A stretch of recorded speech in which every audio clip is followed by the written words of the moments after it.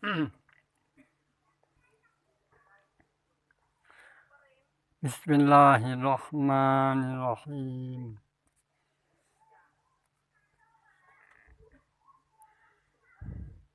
Assalamualaikum warahmatullahi wabarakatuh. Alhamdulillah, dengan izin dan pertolongan yang juga kami dapat melanjutkan pembacaan kami dari dalam kitab Kunci Tasawuf yang telah kami baca dahulu. Untuk ini mudah-mudahan dengan pertolongan Allah kami dapat lancar membacakannya. Dimulai dari kata pengantar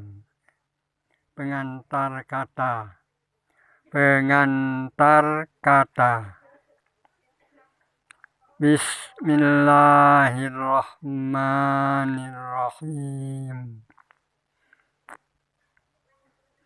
Dengan namanya Allah Ta'ala yang Maha Pemurah lagi Maha Penyayang. Segala puji bagi Allah. Sholawat dan salam kami panjatkan kepada junjungan Nabi besar Muhammad Sallallahu Alaihi Wasallam. Ilahi, ya Tuhanku, Engkaulah tujuanku. Keredaan Tuhanlah aku cari. Kami hamba mengharapkan kasih sayang-Mu serta mengharapkan menjadi abdi yang tetap cinta dan terdekat kepadamu.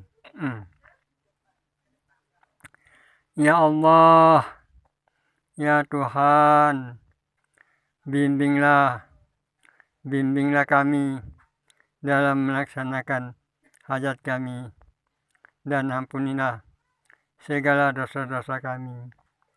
Sesungguhnya Engkaulah Tuhan Maha Pengampun.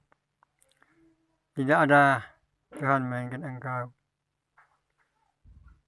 Buku ini berjudul Kunci Memahami Ilmu Tasawuf atau Tarekat. Disusun atas 2 bagian. Bagian satu sebagai pemberi dasar pengertian untuk memahami ilmu tasawuf yang merupakan titik tolak ke arah mencapai tujuan tasawuf. Bagian kedua sebagai pemberi dasar pengisian dalam menerima ajaran tasawuf yang merupakan titik tujuan untuk mencapai ma'rifat sebagai tingkat tertinggi dalam ajaran tasawuf. bahwa buku ini sebagai suatu pengantar studi yang merupakan rintisan pemikiran tentang perlunya memahami ilmu tasawuf dalam rangka melengkapi pelajaran agama Islam yang masih sangat dibutuhkan. Naskah pertama buku ini pernah diterbitkan sebagai buku 1, tetapi diterbitkan dalam jumlah yang sangat terbatas sehingga cepat habis. Membaca buku bagian 1 itu ternyata mendapat perhatian besar di kalangan masyarakat, baik pelajar, pesantren, dan mahasiswa. Buku itu menjadi bahan bacaan mereka dan bacaan yang sangat digemari di kalangan penganut tarekat. Beberapa sahabat yang baik hati meminta kepada saya agar dapat dilanjutkan untuk penerbitan buku bagian kedua. Permintaan itu saya terima dengan baik dan dengan penuh keikhlasan hati, sehingga saya menyusul buku bagian kedua itu sebagai pelengkap buku bagian satu.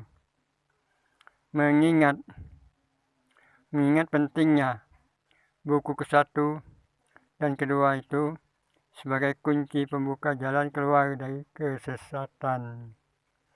Sebagai kunci pembuka jalan keluar dari kesesatan dan sebagai rintisan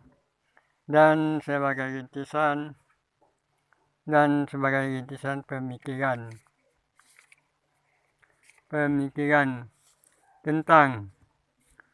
tentang perlunya memahami ilmu tasawuf.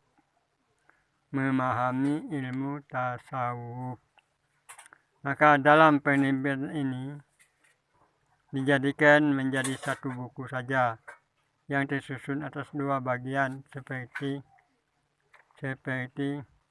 maksud di atas. Dengan jalan ini dapat memudahkan pengertian bagi para pembaca.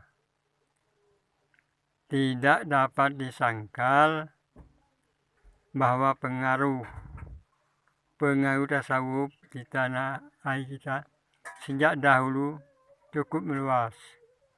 Tetapi di satu segi ada juga pihak-pihak yang sengaja mengaburkan dan dengan secara terang-terangan menentang ilmu tasawuf, dan mereka itu ingin membasminya. Golongan ini beranggapan bahwa tasawuf itu tidak ada dalam Quran dan hadis. Padahal Profesor Dr. Hamka berpendapat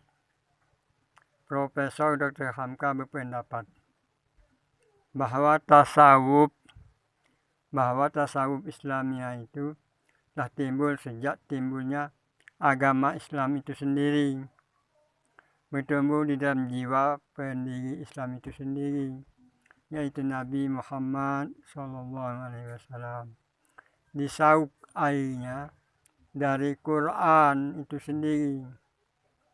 Golongan ini mengkategorikan penganut tarekat itu dengan aliran kebatinan atau aliran kepercayaan yang tidak punya nabi dan tidak punya kitab.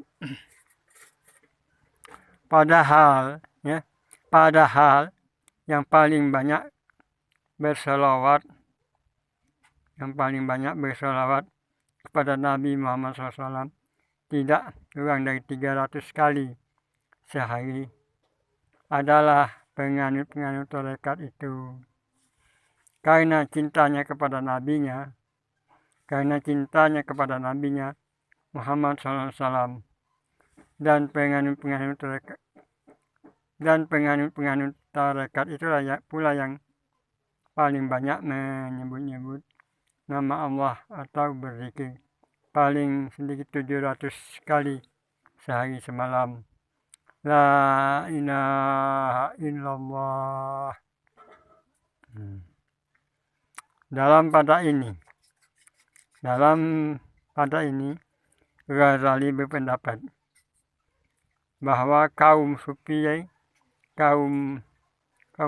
itulah ahli tasawuf yang benar-benar telah menempuh jalan yang dicontohkan oleh Nabi Muhammad SAW dan yang dikehendaki oleh Allah. Al-Ghazali berpendapat bahwa kaum sufi itulah ahli tasawuf yang benar-benar, yang telah menempuh jalan yang dicontohkan oleh Nabi Muhammad SAW dan yang dikehendaki oleh Allah dalam anggaran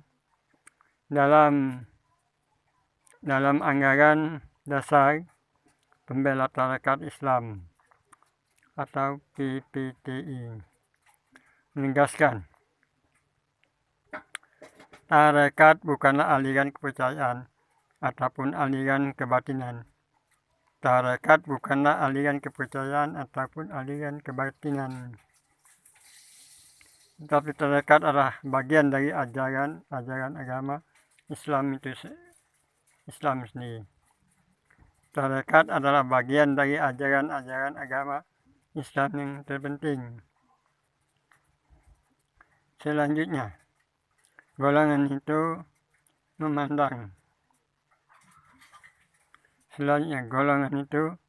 memandang terhadap kaum sufi sebagai ahli bid'ah, ahli tahyul dan khurafat atau orang-orang yang sesat.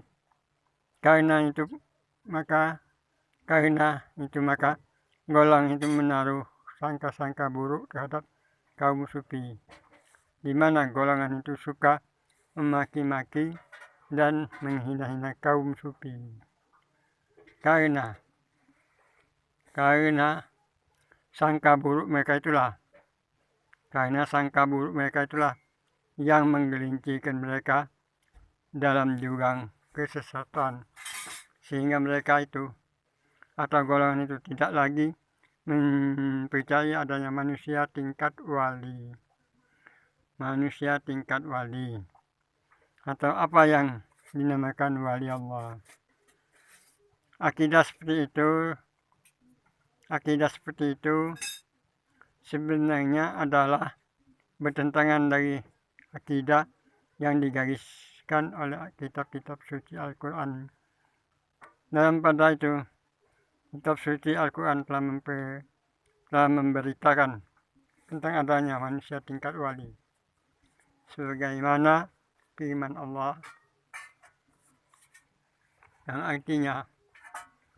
artinya ketahuilah bahwasanya waliullah atau manusia tingkat wali tidak atas mereka itu rasa takut dan rasa duka cita dalam keadaan manapun juga.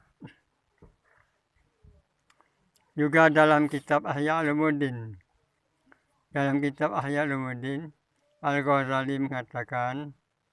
Al-Ghazali menegaskan bahwa siapa yang membantah atau mengingkari tentang adanya manusia tingkat wali,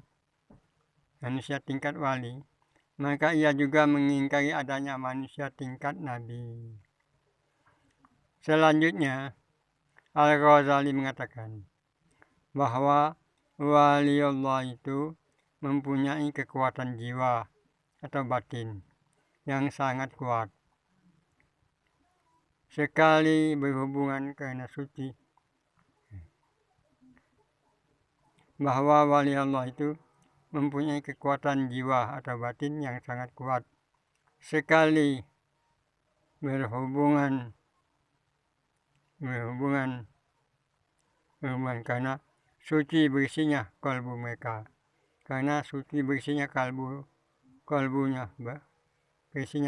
mereka.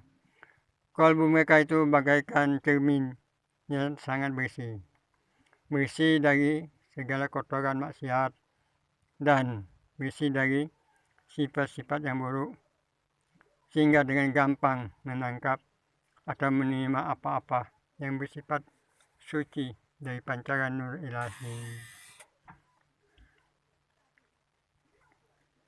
Berhubung dengan kekuatan jiwa yang luar biasa sucinya itu, maka jiwa seperti itu berperbedaan dengan jiwa-jiwa yang ada pada orang biasa atau awam di dalam 3 hal. Nah, ya. Perbedaan ini. 1. Apa yang dilihat oleh orang-orang dalam mimpi, maka oleh wali Allah dapat dilihat dalam keadaan sadar atau jaga. 2. Sementara jiwa orang-orang biasa, orang awam, hanya ingin mempengaruhi diri sendiri oleh kekuatan kemauannya, maka oleh wali Allah dapat juga menggerakkan badan atau diri orang lain.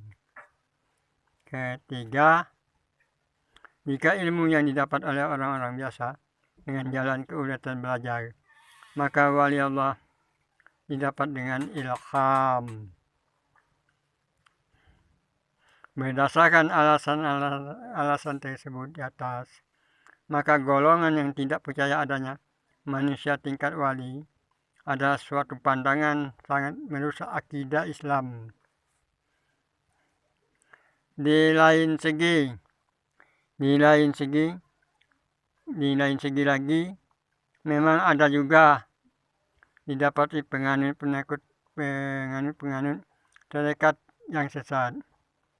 Golongan ini menerima tarekat sebagai ilmu kebatinan dari guru-guru tarekat yang bukan ulama, tidak banyak mengetahui tentang Quran dan hadis. Golongan ini mempercayai bahwa yang diterimanya itu adalah suatu ilmu yang sangat rahasia dari Allah, yang mereka namakan ilmu hakiki atau ilmu batin. Berdasarkan pengertian itu, maka anggapan mereka itu terhadap Quran adalah bukan ilmu hakiki, yang hanya dapat menegakkan ilmu lahir saja. Guru-guru terdekat golongan ini biasanya didapati bukannya ulama, tapi mereka berlagak ulama, bahkan berlagak seperti wali yang keramat. Dan guru-guru mereka seperti itu banyak kegiatannya berfungsi dukun atau sebagai ahli nujum. Seolah-olah mengetahui surat nasib seorang. Guru-guru terdekat yang berani berbuat demikian dapat memperoleh banyak pengikut. Kedua macam golongan tersebut biasa sama-sama berada dalam jurang kesesatan. Tetapi anehnya mereka itu merasa sebagai pihak yang paling benar jalannya dan di dalam mencari kebenaran. Kedua golongan itu adalah mau benar sendiri. Sikap yang demikian itu adalah suatu ciri kesesatan. Demikianlah, maka penyair berkata, memang jika Allah telah melimpahkan kefitnaan atau balak sesuatu golongan, atau jika Allah telah menyesatkan suatu golongan, tampaklah di mata mereka yang buruk-buruk seolah-olah yang baik. Untuk mencari jalan keluar dari kesesatan mereka, maka insya Allah buku kunci memahami ilmu tasawuf akan cukup menjadi kuncinya. Insya Allah buku ini akan dapat diharapkan untuk memenuhi keperluan para pembaca. Karena buku ini berisi dasar-dasar pengetahuan yang dipandang sangat penting di bidang ilmu tasawuf. Oleh karena itu, maka buku ini bukanlah sebagai buku pembacaan biasa, dibaca sambil tidur atau bacaan supaya tidur. Bukan. Barang siapa yang ingin mengetahui isinya, ia harus mau berpikir. Dan barang siapa yang ingin sanggup demikian,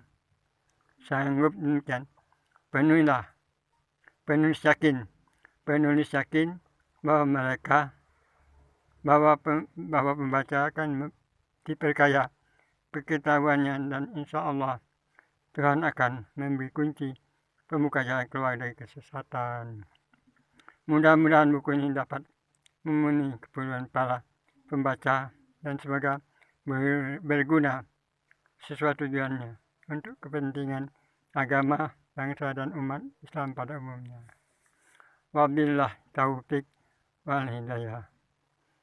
Assalamualaikum warahmatullahi wabarakatuh. Kami sebagai pembaca, bukan penulis. Kami hanya sekedar membaca. Wallahu a'lam bishawab. Amin.